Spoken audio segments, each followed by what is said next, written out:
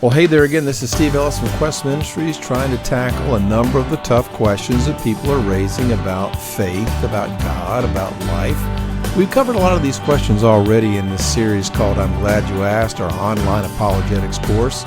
Many of the tough questions that are very important to our discovery of what we want to believe in life.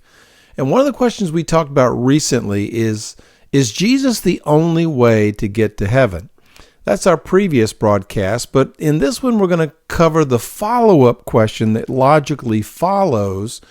If Jesus is the only way, what about those people who don't ever hear about Jesus?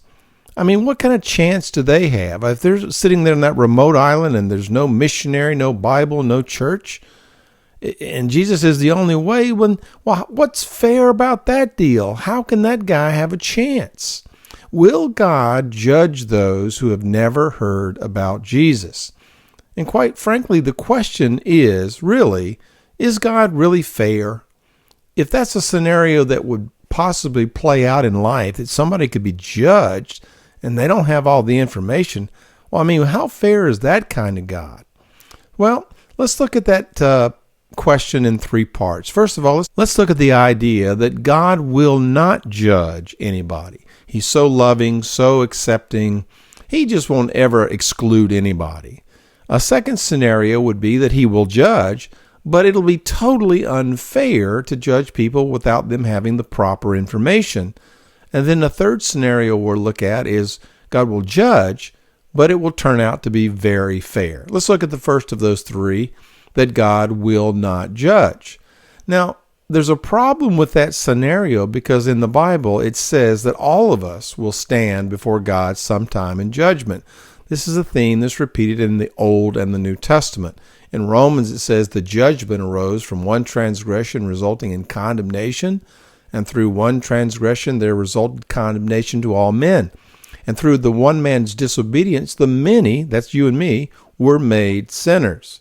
In Revelation, it says the dead were judged from the things which were written in the books according to their deeds. They were judged, every one of them according to their deeds. And then perhaps the most famous verse in the New Testament that talks about judgment is in Hebrews 9, where it says, it's appointed for men to die once, and after this comes, there's the word, judgment. So that is truly stated in Scripture, and the truth is, if this were true, then Christians should change their strategy immediately. What do I mean by that? Well, if Christians want everybody to die and go to heaven, and if God won't judge those who have never heard, then our strategy should change tomorrow, where we stop all evangelism. All world missions should cease. We should find every Bible and burn it, all the gospel tracts, all the gospel media. We should try to eradicate the telling of the good news of Jesus Christ in this very generation. Therefore, no one would hear about Jesus and everybody would then go to heaven. But there's one problem with that idea.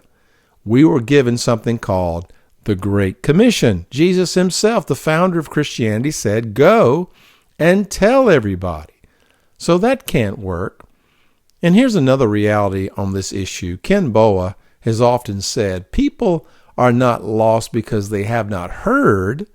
They're lost because they're sinners, because they sin. They're incomplete. They're imperfect. It's the same idea that we die because of disease, not because we're ignorant of the proper cure. So that scenario doesn't seem to work. What about the second scenario? God will certainly judge, but it'll be totally unfair. But to that we can assure people that God will judge according to not partial knowledge, but perfect knowledge. Again, Romans tells us there is no partiality with God. God will judge the secrets of men through Jesus Christ. He knows everything. Well, what does man need to know to be judged fairly? I mean, a lot of people say, what about those people who are totally ignorant of God's existence? Well, are they completely ignorant? Has God not given them some evidence? There is this thing called external revelation, nature, creation. The psalmist said it this way, the heavens declare the glory of God. The skies proclaim the work of his hands. Day after day they pour forth speech, and night after night they display knowledge. There's no speech or language where their voice is not heard. Their voice goes out into all the earth, their words to the ends of the world. All one has to do is look up into the night sky and see all the fingerprints of a creator God, something eminently powerful and masterful. In Acts chapter 14, Paul's making this case. He says, "We are also men of the same nature as you, and preach the gospel to you in order that you should turn from these vain things to a living God, who made the heaven and the earth and the seas and all that is in them. And in the generations gone by, he permitted all nations to go their own ways, and yet he did not leave himself without witness." What does he mean by that? He left creation, the imposing, redundant, imminent, daily view of what God has built in the night sky and on this planet Earth. Is man ignorant of God? No, he has what's called external revelation, but he also has what's called internal revelation. Ecclesiastes says he has set eternity in the hearts of men. So internally, each person has something that begs the question of eternity. Where did I come from? Why am I here? And where am I going? God has placed those things into each person's heart, along with external revelation. Well, a second part that people say that people might be ignorant of is this concept of sin, moral failure, things that are wrong. Aren't there people in this world who just aren't aware of sin? Well, not exactly. If you look out through all of history, you'll see that every standard of morality is found. Romans 2 talks about it's there in all of our culture. Everybody knows the good to do but fails to do it. And so that comes from God to give us some idea of right and wrong. And along with that, God has implanted inside of each person a thing called conscience, something that knows the right, whether there's a moral standard or a moral law or not. Individuals, even though they might not be near a church or a missionary or an evangelist, knows that there are moral standards, and they know whether or not they're keeping those standards. Again, Ken Boa has said it this way. The heathen, or the person who hasn't heard the gospel yet, the heathen then is not as ignorant as we might have thought. In his heart, he's aware of the eternal and omnipotent Creator. And he knows about his own moral guilt. And if he responds to these two truths rather than suppressing them, he will be moving in the direction of God's solution. And that's the third element a lot of people say people are ignorant of, ignorance of a solution. And they have this idea that man is just sitting there passively waiting for something to hit him over the head to tell him about God.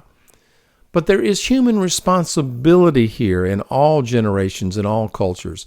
When revelation comes, it requires response. Man needs to become a seeker, and a seeker will always find. Even in the Bible, we find several chapters where individuals were seeking after God. They didn't have the full picture about Jesus Christ.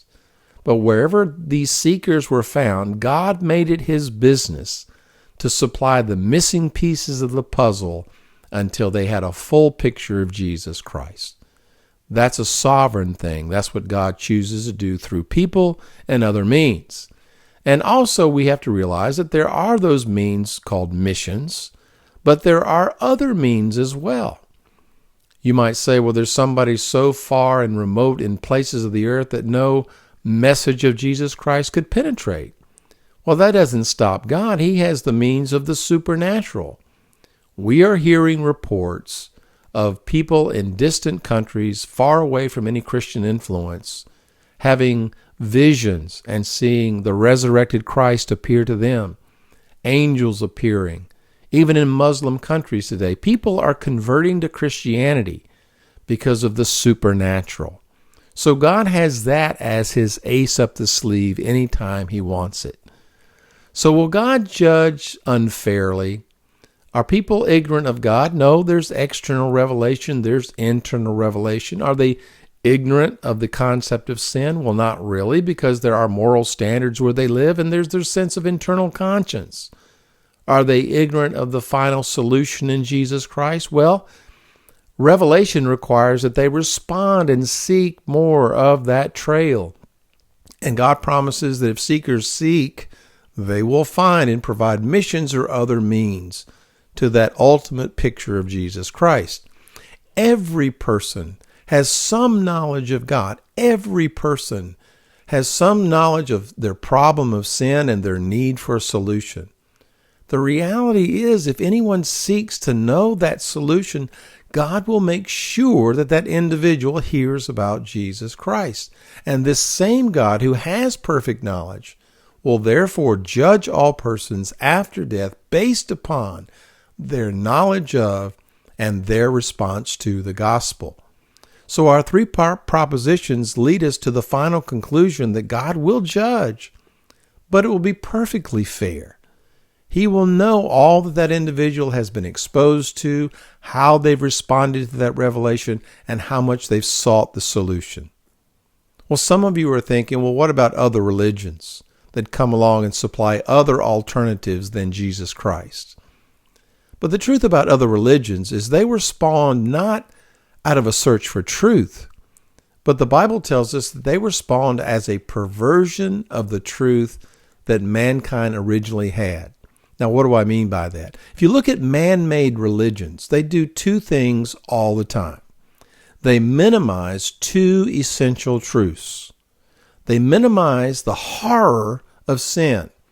They don't tell us, like the Apostle Paul tells us, that the wages of sin is death. It's deadly. It'll kill you both physically in this life and eternally. They make it sound like it's something you can compensate with good works. They say, well, it's not so bad. All man-made religions minimize the horror of sin. But a second thing they do is they minimize the holiness of God. God cannot sin. He can't tolerate sin. He's not just going to accept people into the perfect eternity that he provides because they're sort of good or almost good or 94% good or 71% passing good. Now, God is holy. He can't tolerate it. But man-made religions, not having an answer, not having a solution for the dilemma of man, minimize the horror of sin and the holiness of God. Christianity is really the only religion, the only faith that tells man the actual truth about sin, the actual truth about God, but then offers man a solution. God will judge, and it will be fair. It will be fair because he provides all that's necessary for anyone to come to faith. Those evidences, those revelations must be sought, and when they are, God provides the final picture. Gee, I hope this has helped you in trying to reconcile this issue of the narrowness of Christianity, that he is the only way, and all the other people in the world that need to hear that. Thanks for listening. We'll be back with you in another episode in the future, but for now, goodbye.